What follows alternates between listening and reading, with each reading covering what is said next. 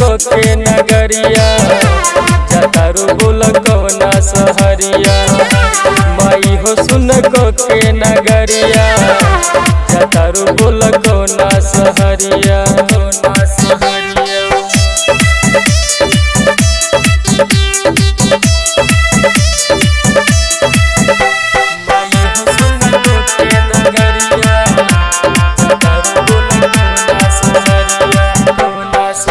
मिली जुली के सब कोई पूजाई माई हो माटी के मूर्ति बनाई।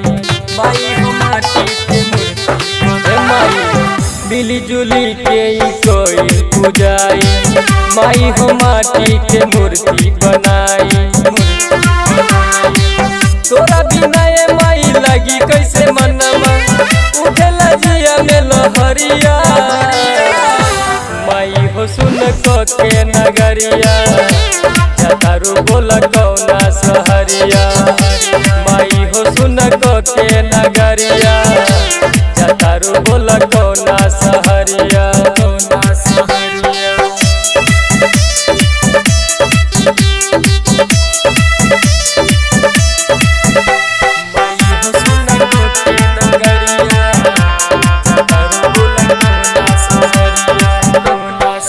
राजेश राजा कैसे करी विदाई लालन राकेश के आवे रुआई।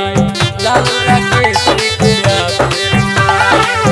राजेश राजा कैसे करी विदाई लालन राकेश के आवे रुआई।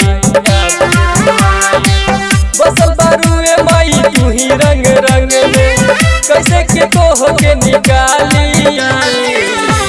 माई हो सुन को के नगरिया जतारू बोल कौना सहरिया।